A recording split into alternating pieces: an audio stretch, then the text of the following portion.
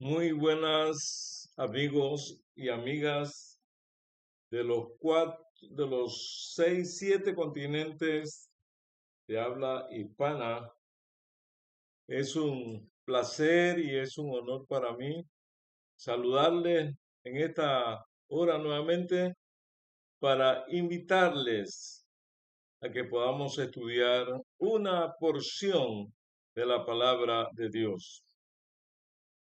En este momento vamos de algo impresionante que nos habla el apóstol Pablo en la epístola de los Hebreos, y vamos a detenernos allí esta tarde. Para ello queremos invitar la presencia de Dios, su Espíritu Santo, para que nos ayude a entender la palabra de Dios. Oremos. Padre nuestro que estás en los cielos, santificado y glorificado sea tu nombre. En esta hora tan importante de la historia, cuando los pasos de Jesús se escuchan en cada evento de nuestro mundo que está envejeciendo y próximo llegará a su fin. Y tú nos darás todo nuevo conforme lo dice tu santa palabra. Ayúdanos a entender en esta noche tu palabra, a aceptarla como tal, única regla de fe y práctica, y a creer y a vivir conforme tu palabra, para que cuando tú vengas nos halles haciendo así y tú nos digas, bien hecho, siervo fiel, en lo poco has sido fiel, en lo mucho te pondré, entra en el gozo de tu Señor. En el nombre de Cristo Jesús. Amén. Amados hermanos y hermanas, amigos y amigas que nos sintonizan a través de este canal de YouTube, si todavía no te has suscrito, si es la primera vez que recibes esta información, te invito a que te suscribas y más personas puedan tener acceso a escuchar, a compartir, a estudiar la palabra de Dios. Queremos estudiar se puede decir una profecía o se puede decir un consejo del apóstol San Pablo. Empiezo leyendo. El apóstol Pablo, el más prolífero de los escritores del Nuevo Testamento,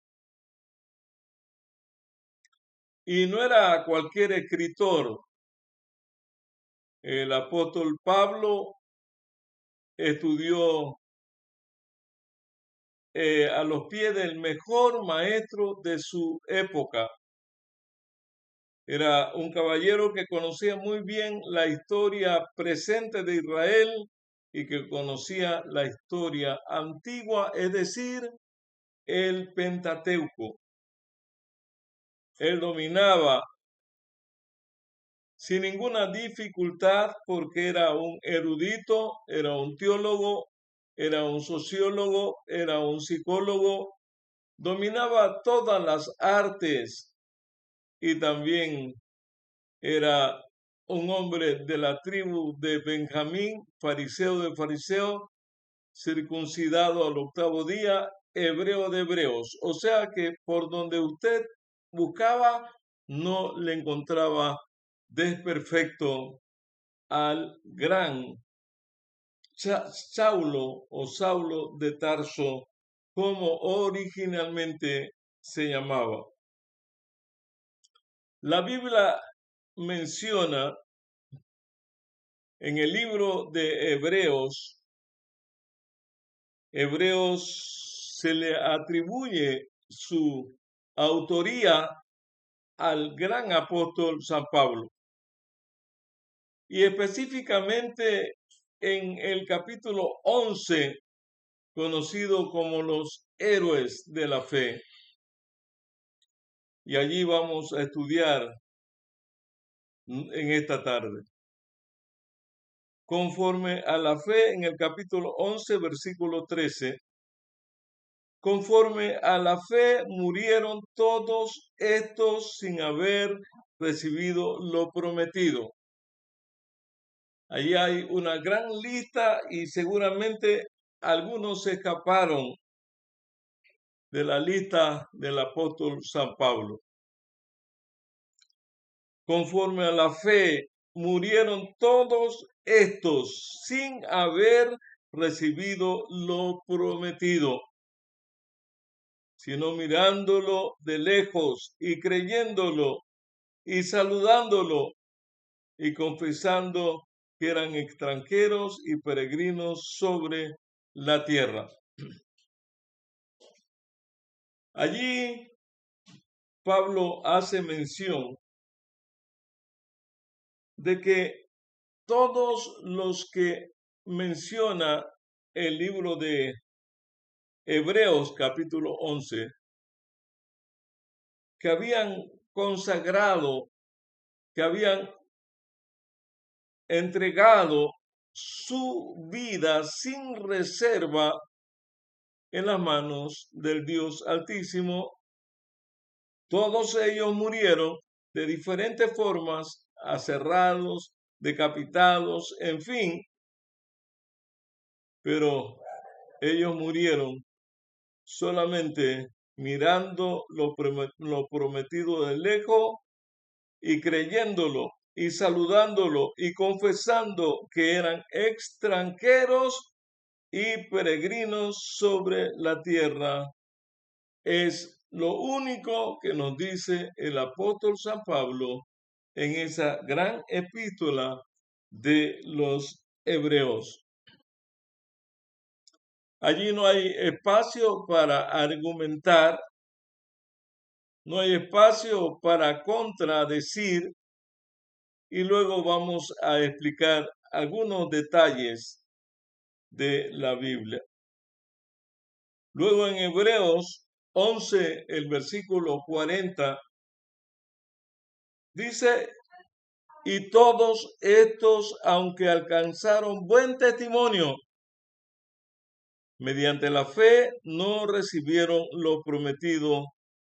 El versículo 39. Y todos estos, aunque alcanzaron buen testimonio, no, mediante la fe, no recibieron lo prometido. Hebreos 11, 39. No, hermano y hermana, en la Biblia la palabra autorizada, la palabra inspirada, la palabra revelada, no hay y no existe y no podrá existir en ningún momento contradicción entre un autor y otro autor. El versículo 40:10 dice: proveyendo Dios alguna cosa mejor para nosotros, para que no fuesen ellos perfeccionados aparte de nosotros. Aquí es importante entender y meterse eso aquí en la mente. Lo leo nuevamente en el versículo 40.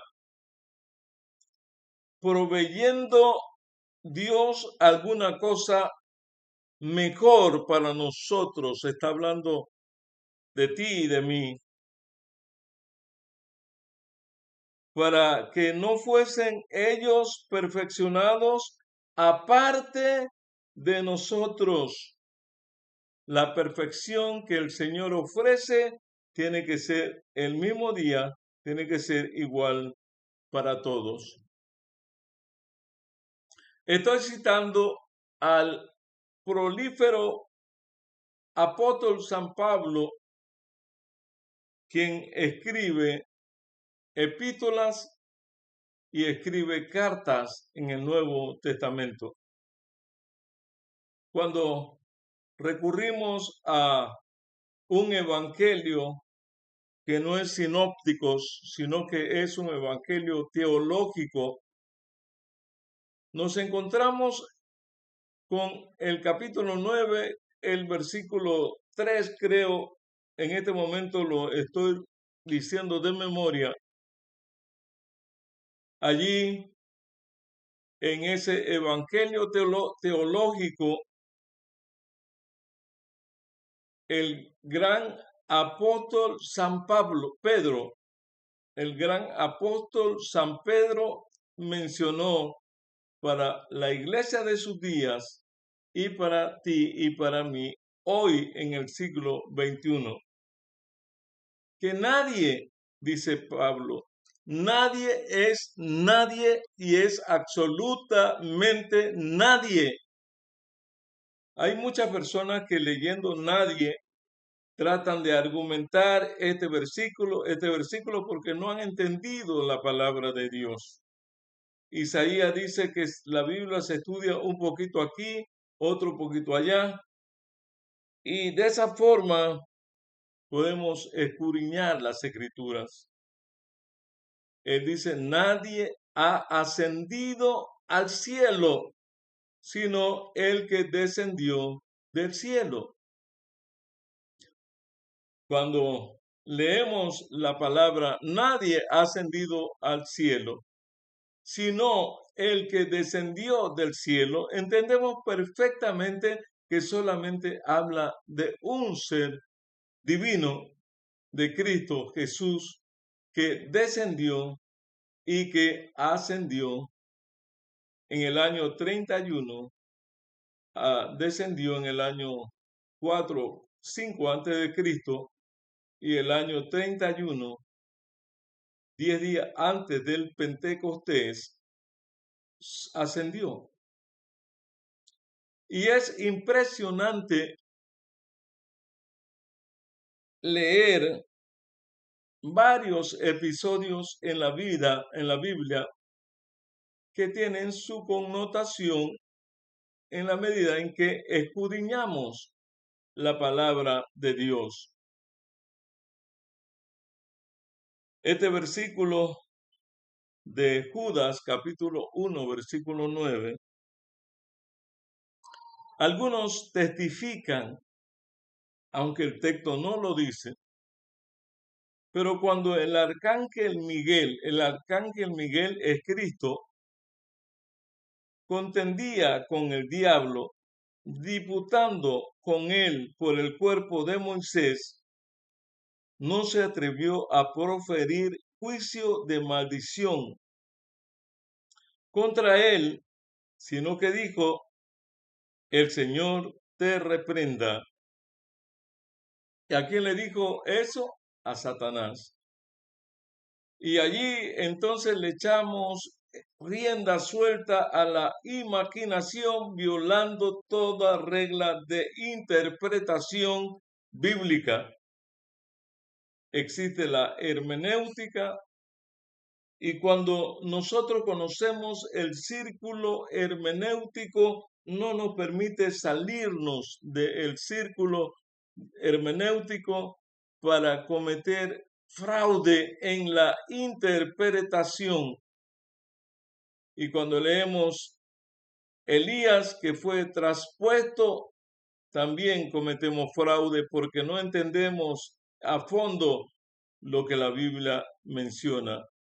Igualmente, Enoc solamente tiene que partir de que nadie ascendió al cielo sino el que descendió del cielo, Cristo Jesús. Él puede venir cuantas veces Él quiera y puede ascender cuantas veces Él quiera. Pero dentro de la programación de Dios, Él vendrá por segunda vez. De manera, hermanos y hermanas, que frente a estos grandes temas que trataremos en otra ocasión más detalladamente, la Biblia es explícita, es clara, es sencilla.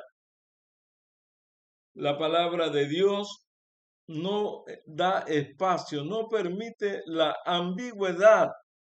Para eso tenemos al gran Espíritu Santo de Dios, que fue el que nos concedió y el que nos guía hacia toda la verdad concerniente a la Biblia.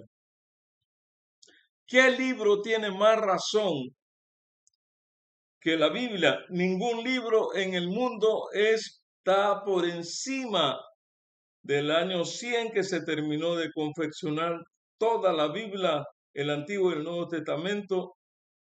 Ese libro ha permanecido fiel, ha permanecido estable, no ha cambiado ni una jota, ni una tilde en el siglo I, en el II, en el III, en el IV.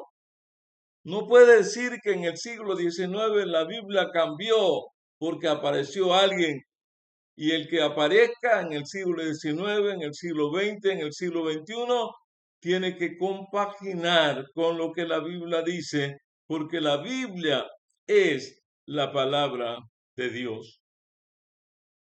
Por lo tanto, mis hermanos y mis hermanas, allí en el mundo teológico existen discusiones a cada rato por pensamientos preconcebidos, por historias que nos han contado. En el cielo, según la Biblia, nadie existe corporalmente excepto Dios, que tomó la naturaleza divina y la naturaleza humana por la eternidad. 100% Dios y 100% hombre, un cuerpo glorificado al momento de su resurrección, de su ascensión y de su bienvenida al reino de los cielos. No podemos decir inventos como algunos inventan. El santuario no tiene nada que ver con esta realidad. Lo que usted busca, si no es comprobado y corroborado por la Biblia, entonces usted está cometiendo un fraude hermenéutico, porque está sacando el texto de contexto para hacerlo de usted un mero pretexto. Cuando Cristo venga por segunda vez, entonces se sabrá para qué lugar específicamente y por cuánto tiempo Él nos llevará. La Biblia menciona 1000 años, pero no dice si nos llevará al tercer cielo, no nos dice si nos llevará al huerto del Edén, que fue trasladado de la tierra al cielo. Para Dios no hay nada imposible. Hermanos y hermanas, estudiemos la Biblia sin pensamientos preconcebidos, y dejemos que la Biblia y solamente la Biblia sea la que nos guíe, sea la que hable, sea la que nos señale el camino, como decía el salmista David: lámpara es a mis pies tu palabra y lumbrera a mi camino. Dejemos que la Biblia hable, dejemos que el Espíritu Santo nos guíe y que veamos con claridad meridiana lo que el Señor nos muestra. Y recordemos que la senda de los justos es como la luz de la aurora, que va en aumento hasta que el día es perfecto.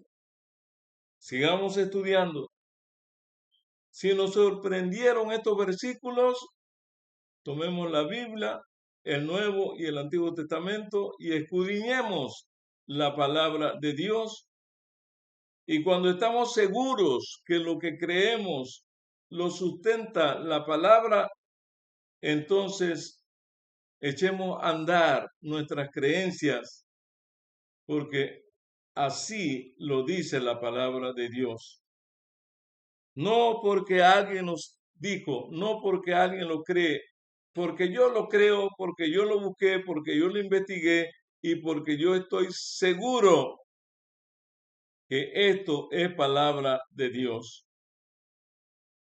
La Biblia, con sus 1189 capítulos, están a nuestra disposición para permitir que el Espíritu Santo nos guíe en la comprensión de ese libro extraordinario.